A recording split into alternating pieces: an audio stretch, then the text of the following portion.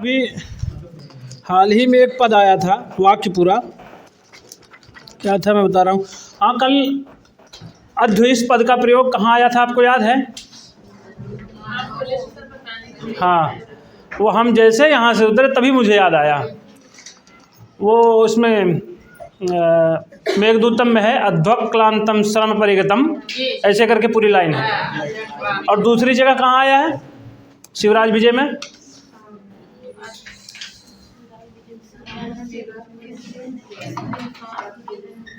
याद करिए कहाँ आया है? शिवराज विजय में आया है। याद करते रहिए, मैं बताऊंगा। के प्रसंग में आया है क्या? आया तो उसी प्रसंग में है, जो शिवराज विजय का जो जिस पार्ट को हम लोग टीजीटी में पढ़ते हैं उसी में आया था। अध्वानम अतिक्रम्य यावद असिधेनुकाम संदर्श। याद आया? मतलब कुछ ही मार्ग को जा करके फिर वो क्या दिखाया था? तलवार दिखाया था। आ गया? ऐसे ही छोटी छोटी चीज़ों को जब आप लोग नोटिस करेंगे तो अपने आप शब्द भंडार बढ़ता चला जाएगा। चलिए चालू किए सर, सदन सर चालू किए हैं। चलिए ठीक है, तो आज हमारा अभ्यास 5वां खत्म हुआ था कल, आज 6वां है। तो एक बार जो है 5वें अभ्यास का जो नियम नंबर 10 से 15 तक है उसको एक बार एक निगाह देखते हैं, फिर आगे बढ़ते हैं। नियम नंबर 10 करते हैं कि कर्ता व्यक्ति नाम वस्तु आदि में प्रथमा होती है, जैसे रामः पठति। दूसरा नियम नंबर 11 है किसी को संबोधन पुकारने में संबोधन विभक्ति होती है, जैसे हे राम, हे कृष्ण। संबोधन के साथ कौन सी क्रिया लगेगी? मध्यम पुरुष की, मध्यम पुरुष की लगेगी। ये बहुत ध्यान रखिएगा, ये गलतियां हमेशा अक्सर हो जाती हैं। ठीक है? हाँ, अरे जैसे एक ही को बुला रहे हैं तो एक ही, जैसे हे राम आगच्छत, ऐसे होगा।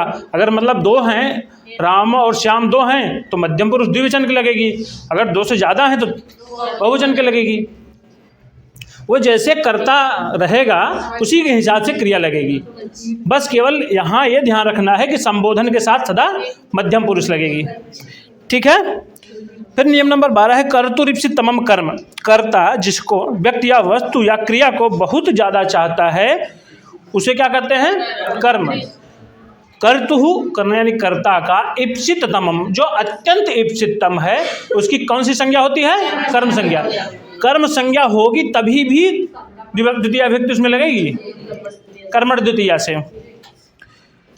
और फिर नियम नंबर 13 है कर्मण द्वितीया। कर्म में द्वितीया होती है, जैसे रामः विद्यालयम गच्छति, राम विद्यालय जाता है। स पुस्तकम पठति, वह पुस्तक पढ़ता है। स रामम पश्यति, वह राम को देखता है। स फलम इच्छति, वह फल को चाहता है। ते प्रश्नम पृच्छन्ति, वे प्रश्न को पूछते हैं। अभितः परितः समया निक्सा हा प्रति अनु के साथ द्वितीया होती है। ठीक है? ये अव्यय हैं, इनके रूप नहीं चलते हैं, जैसे यहाँ लिखे गए हैं व्यवथावत वाक्य प्रयोग में वैसे ही आएंगे। ठीक है? नियम नंबर 15 गति या चलना, हिलना, जाना अर्थ वाली धातुओं के साथ द्वितीया होती है, जैसे ग्रामम गच्छति, वनम विचरति, तृप्तिम गच्छति। ठीक है? स्मृतिम गच्छति इत्यादि। अभी इसी नियम के आधार पर एक श्लोक में आया था महीतलम उपाजिहीथ।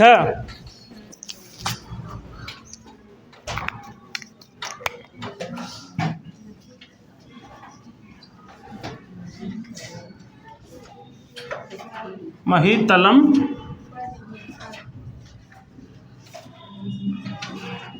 उपाजिहीथा।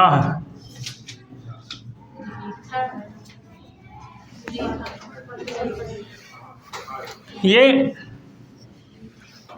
क्रिया है। यहाँ ऐसा लग रहा है कि पृथ्वी पर मतलब सप्तमी अधिकरण का भान हो रहा है ना, लेकिन क्यों यहाँ द्वितीया है? उपसर्ग के कारण नहीं है।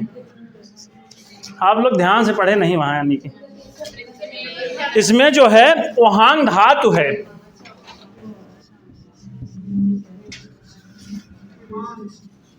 ओहांग। ओहांग धातु ये गत्यर्थक धातु है, इसी के कारण इसमें द्वितीया विभक्ति हुई है।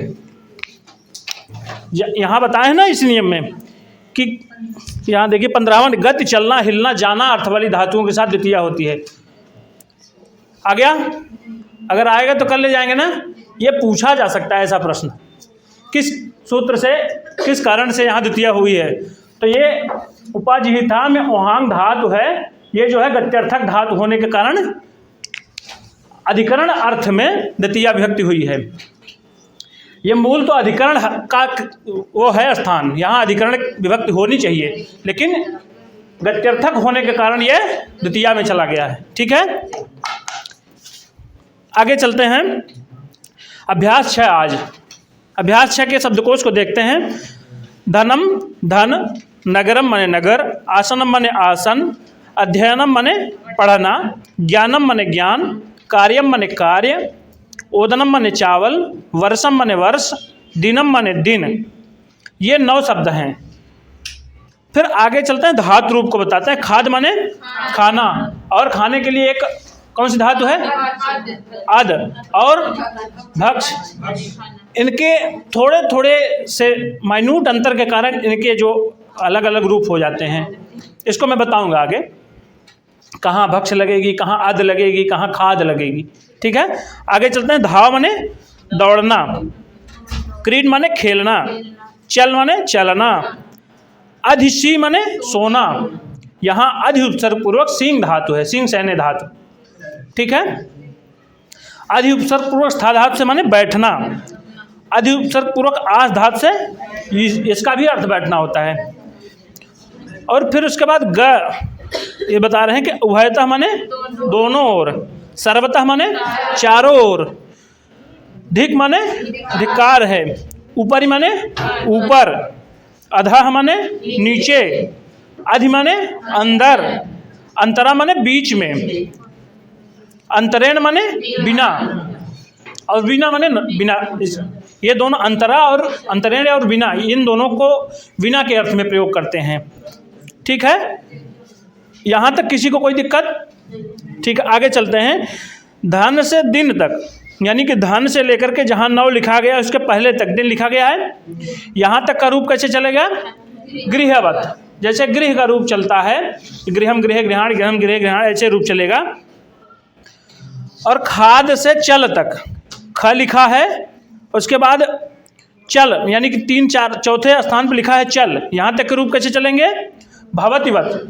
जैसे भवति भवतः भवन्ति, वैसे खादति खादतः खादन्ति, धावति धावतः धावन्ति, क्रीडति क्रीडतः क्रीडन्ति, वैसे चलति चलतः चलन्ति।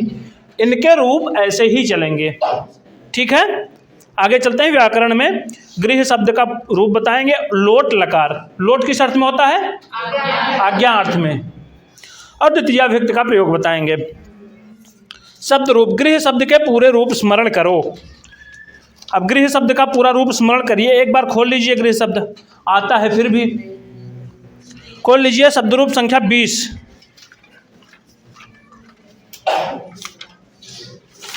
आ गया?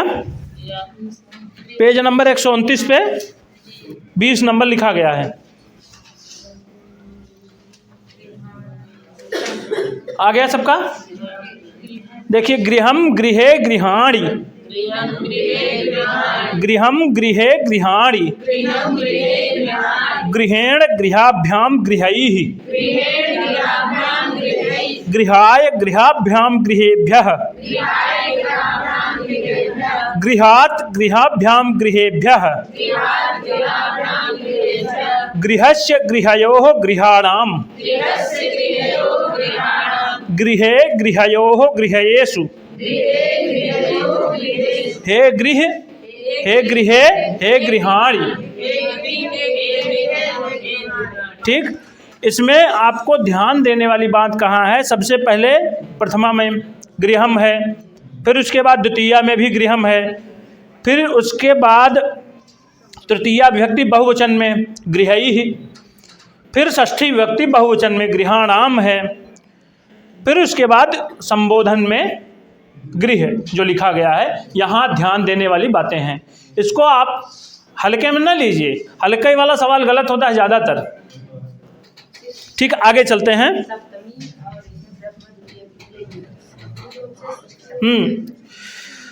आइए अब चलते हैं आगे। कहते हैं गृह के संक्षिप्त रूप लगाकर धन आदि के रूप बनावें। जैसे गृह का रूप चला है वैसे धन का धनम धने धनान, ऐसे करके इसका भी रूप चलेगा। सभी अकारांत नपुंसक शब्द गृह के तुल्य चलेंगे। जितने भी अकारांत शब्द हैं वो नपुंसक लिंग में गृह की भांति चलेंगे। ठीक है, जो आपको धातु रूप या शब्द रूप का वाचन कराया जाता है उसको आप लोग जरूर करिए, क्योंकि गलत प्रश्न वहीं से होते हैं। और मान लीजिए सही वाला तो जो है ठीक है, लेकिन जो सरल वाला प्रश्न है वही गलत होने की संभावना ज़्यादा होती, तब वही से लोग पीछे जाते हैं। क्योंकि कठिन जो होता है प्रश्न वो तो सबके लिए कठिन है। सरल तो है, तो मान लीजिए सरल में जो बेनिफिट अच्छा खींच लिया तो कठिन वाले में मान लीजिए 2-3 सही कर लेगा तो आपसे आगे चला जाएगा। इसलिए सरल वाले को तो कदापि न गलत होने दीजिए। आइए नियम नंबर 16। र और मूर्धन्य शकार के बाद न को ड़ हो जाता है। कौन सा सूत्र है? रसाभ्याम नोड़ह समान पदे। समान पदे माने एक पद में र और स के बाद, रसाभ्याम माने र और स के बाद न को ड़ हो जाता है। इसके बाद एक और आता है अट कुप आंग नुम व्यवाय। अट माने जो अट प्रत्याहार के वर्ण है, कु माने कवर्ग, पु माने पवर्ग, आंग और नुम इनका व्यवधान होने पर भी न को ड़ हो जाता है। ये नियम आगे अभी संधि का जब प्रकरण आएगा ये वाला, तब वहाँ विशेष रूप से बताएंगे। यहाँ बस ये जानते रहिए कि र और स के बाद अगर न आ रहा है तो उसका ड़ हो जाएगा। क वर्ग प वर्ग आ न के बीच में हो तो भी, यही ना अट कुपांगनुम व्यवाय पी, यही है, इसी को बता रहे हैं। कु माने कवर्ग और पु माने पवर्ग, आंग माने आ, अंडुम माने न, ये बीच में हो तो भी। जैसे इन शब्दों में यह नियम लगेगा। जैसे गृह, गृह में र है, फिर आगे जब गृहाण बनेगा या और ये वहाँ न को ड़ हो जाता है। ये नियम अभी जब संधि का प्रकरण आगे बढ़ेगा तो वहाँ देखेंगे विशेष रूप से।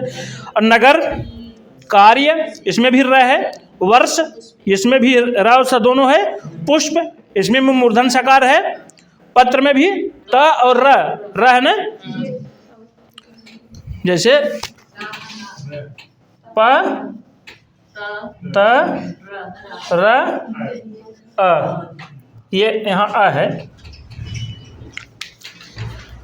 ठीक है, यहाँ र है ना, तो इसी कारण से आगे न को ड़ हो जाता है।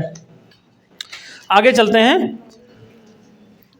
अतः इनके प्रथमा और द्वितीया बहुवचन में आणी, जैसे गृहम गृहे गृहाणी, उसी प्रकार से तृतीया विभक्ति एक वचन में एण, जैसे गृहेण। ठीक, और षष्ठी बहुवचन में आणाम, जैसे गृहाणाम, पत्राणाम, ऐसे करके मान लीजिए रूप बनेगा।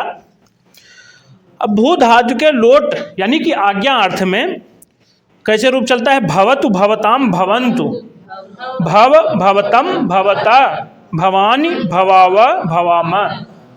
एक बार वाचन करिए। भवतु भवताम भवन्तु, भव भवतम भवता, भवानी भवाव भवाम। भवाव नहीं, भवाव भवाम।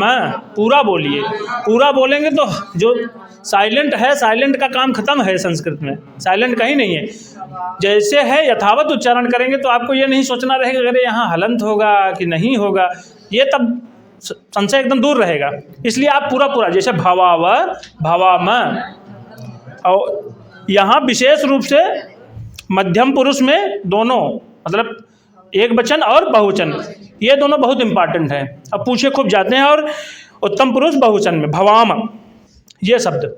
ठीक है, सूचना है खाद धातु के रूप भवतु के तुल्य चलेंगे। जैसे खादतु खादताम खादन्तु, वैसे धावतु धावताम धावन्तु, क्रीडतु क्रीडताम क्रीडन्तु, चलतु चलताम चलन्तु, कथयतु कथयताम कथयन्तु, भक्षयतु भक्षयताम भक्षयन्तु। और लट ने अधिसी अधिशेते ऐसे रूप चलेगा। अधिष्ठा माने अधितिष्ठति, स्था को तिष्ठ आदेश हो जाता है, स्था धातु है उसको तिष्ठ आदेश होता है। अध्यास अधि उपसर्ग पूर्वक आस धातु से ऐसा कैसे रूप चलेगा? अध्यासते। ठीक। अब ये आत्मनेपदी में चलते हैं, परस्मैपदी में जैसे जिनका रूप रहता है वैसे इनका संचालन किया जाता है। अब नियम नंबर 17, अब ये कारक का परिचय यहाँ सामान्य रूप से करा रहे हैं। उभयतः सर्वतः धिक ऊपरी ऊपरी अधोधः एवं अध्य अधि के साथ द्वितीया होती है। क्या होती है? यहाँ एक शब्द है ऊपरी ऊपरी,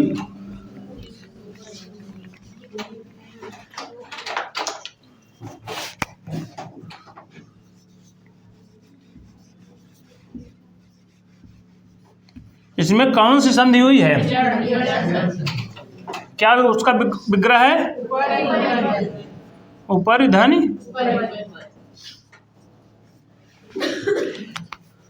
अच्छा, समास विग्रह होता है, समास विच्छेद होता है? असंधि विग्रह होता है, संधि विच्छेद होता है। हम कहे क्या हैं? तब भी आप लोग ध्यान नहीं दे पाए। ठीक है, चलिए। और दूसरा है, क्या था दूसरा? अधोधः।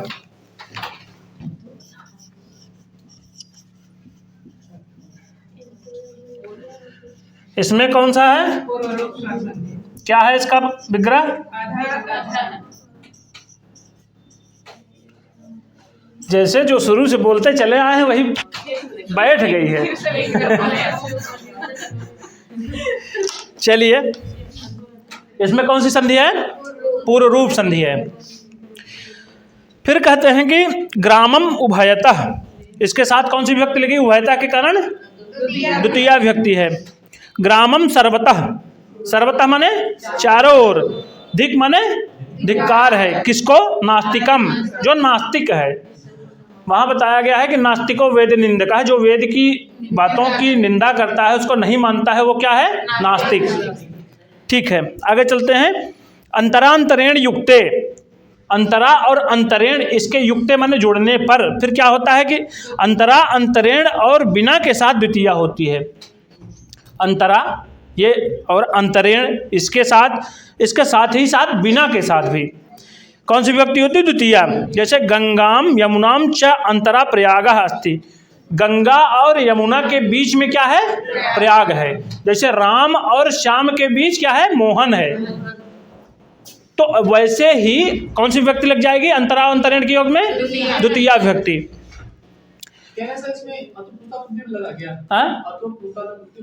किसमें? वो लगेगा, वो आएगा। अधोधः में क्या लगा है? इसमें पूर्व रूप किससे हुआ है? अतोरोरप प्लुताद, प्लुते क्या कहता है? अप्लुत अर है, उसके बाद की बात करता है, प्लुत से भिन्न। फिर कहते हैं कि नियम नंबर 19, अधि सिंह स्था साम कर्म। अधि सिंह स्था और आस, इनके कर्म की क्या होती है? आधार की कर्म संज्ञा होती है। अधि सिंह स्था साम जो है ये आधार की कर्म संज्ञा करता है।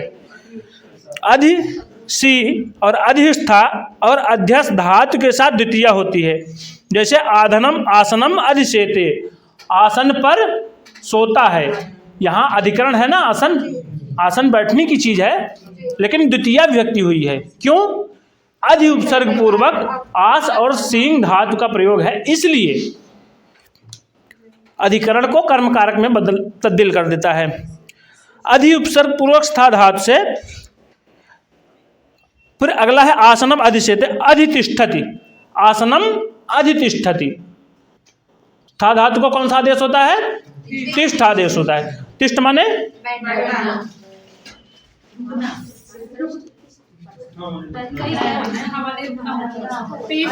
स्था माने रुकना, ठहरना। सद माने बैठना। आसन पर रुकता है, आसन पर ठहरता है, ऐसा अर्थ है।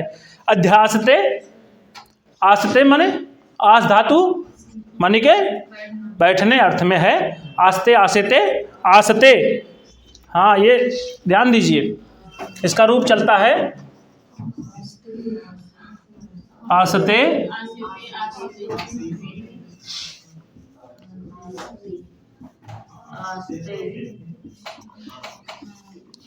आसते है, आसते आसते आस्ते। यहाँ थोड़ा सा कंफ्यूजन है, ये है ना आस्ते, यहाँ कंफ्यूजन खूब होता है। आस्ते आस्ते आस्ते, ये और ये लगते हैं एक ही जैसे, उच्चारण में भी एक जैसे, लगभग समान उच्चारण है। ठीक है, फिर आगे चलते हैं। चौथा नियम था 20वां, काला ध्वनोर अत्यंत संयोगे। काल माने समय, अध्वन माने मार्ग, इनके अत्यंत संयोगे माने बहुत ज़्यादा संयोग हो जाने पर, बहुत ज़्यादा जुड़ाव हो जाने पर समय और स्थान के दूरीवाची शब्दों में द्वितीया होती है। जैसे 10 दिनानि, 10 दिन तक, यानी कि मान लीजिए कोई काम आज से शुरू किया, पहले दिन से, ये लगातार 10 दिन कर रहा है, तो ये कितने दिन तक कर रहा है? समय 10 दिन है, और 1 से 10 तक का दूरी का भान हो रहा है, इसलिए काल माने समय और अध्वन माने मार्ग का अत्यंत संयोग है। ठीक है, और पंचवर्षाणि, 5 वर्ष तक, और क्रोशम पठति, कोस भर, कोस माने ये दूरी का वाचक है, यानी कि यहाँ से लेकर के यहाँ तक एक कोस, कोस भर लगातार वो पढ़ रहा है, तब क्या होगा? क्रोशम पठति। इसमें भी आएगा एक सूत्र कारक में, काला धनोरत्न संयोग, उसका भी कुछ निषेध करता है कि कहाँ कहाँ कोसम पठति माने कोस भर पढ़ता है, या कोसम गच्छति कोस भर जाता है, यानी कि यहाँ अर्थ यह है कि यहाँ से पढ़ना शुरू किया, एक कोस तक गया और पढ़ते गया, ये अर्थ है। हाँ, उसमें भी कोस भर पढ़ा फिर भी नहीं आया। हाँ, यहाँ काल और मार्ग ये दोनों विशेष रूप से बात, काल और अध्वन इन दोनों को विशिष्ट रूप से परिगणित कराया गया है। ठीक है, क्रोशम पठति, क्रोशम गच्छति, ये तो हो गया अभ्यास 6 का नियम। और उदाहरण वाक्य देख लेते हैं। वह पुस्तक पढ़े, सह पुस्तकम पठतु, लोट लकार है। तू गांव को जा, त्वम ग्रामम गच्छ। मैं भोजन खाऊं, अहम भोजनम खादानि, खादामि नहीं खादानि। वह आसन पर बैठता है। एक चीज थोड़ा सा देख लीजिए,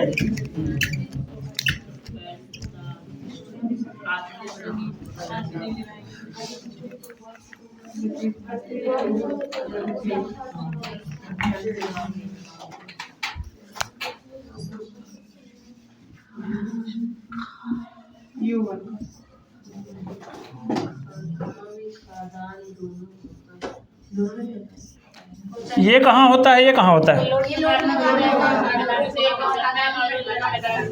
ये कहाँ होता है? लट लकार उत्तम पुरुष एक वचन, ये लोट लकार उत्तम पुरुष, बहुत ही इम्पोर्टेंट है, ध्यान रखना आवश्यक है यहाँ। ठीक है, वह आसन पर बैठता है, सह आसनम अधितिष्ठति। आसनम क्यों हो गया? अधिकरण था ये, क्यों हो गया?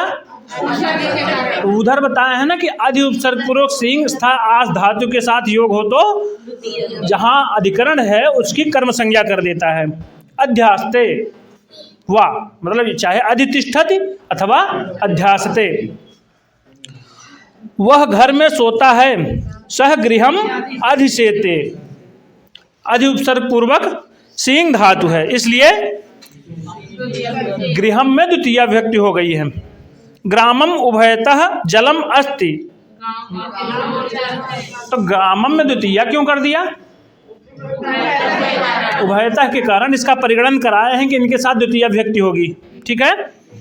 विद्यालयम सर्वतः पुष्पाणि सन्ति, विद्यालय के चारों ओर पुष्प हैं। धिक दुर्जनम, दुर्जन को धिक्कार है। धिक ये इसमें हलंत रहेगा। ठीक है। प्रश्न बनाएंगे कि मान लीजिए कि इसमें से क्या शुद्ध है, तो एक ठो इसको हटा करके दे देंगे और एक ठो इसको जोड़ के दे देंगे, ऐसे ही बना देंगे तो गड़बड़ा जाएंगे। इसलिए ध्यान रखिएगा, धिक में हलंत रहेगा। ठीक। विद्या अगला है लोकम उपरि उपरि अधोधः अध्यधि ईश्वरः अस्ति। लोकम माने लोक संसार के, उपरि उपरि माने ऊपर, अधोधः माने नीचे, अध्यधि माने अंदर, ईश्वरः अस्ति ईश्वर है। ईश्वर लोक के अंदर बाहर, ऊपर ऊपर, नीचे नीचे और चारों ओर है। क्रोशम चलतु, कोस भर चलो, चलतु है ना, यहाँ मध्यम पुरुष है कि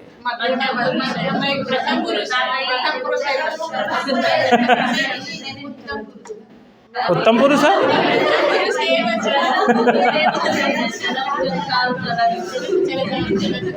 रूप कैसे चलेगा? चलतु चलताम चलंतु, चल चलतम चलता, चलानी चलाव चलाम, चलाओ नहीं चलाव चलाम, पूरा पूरा बोलिए। ठीक है। आज के लिए रचनानुवाद कौमुदी का अभ्यास यहीं संपन्न होता है। क्रिया बताते हैं, जैसे मतलब लिख के बताते हैं, तो बताते हैं कि ये धातु का रूप है, ये आपने चला, प्रश्न चल रहा है, इस आकार में चल रहा है, ये बता दें कि कंफर्म हो जाएगा। नहीं नहीं, यहाँ तो बताएं ना, जैसे बता दिए ना, इधर देखिए कहाँ गया, धातु रूप भू धातु का रूप चलाएंगे लोट लकार आज्ञा अर्थ में। जैसे ये है सहगृहम अधिसेते। हाँ हाँ, इसमें ये आपने अधिसेते तो क्या हो गया? हाँ, सेते सजाते सेरते सेसे सजाते सेद्वे सये सयावहे सयावहे से रूप चलेगा। हम कह रहे हैं ये चीज बता दें कि आगे कुछ चलता है या कैसे भी चल सकता है। अब देखिए वो तो थोड़ा सा अपने पर भी प्रयास करना अपेक्षित है। अब इतना बताने का मतलब बता तो सकता हूँ, ऐसी नहीं है, लेकिन थोड़ा सा लंबा हो जाएगा और समय हमारे पास इसके लिए कम है थोड़ा सा, क्योंकि यूजीसी पर हमें विशेष रूप से फोकस करना है।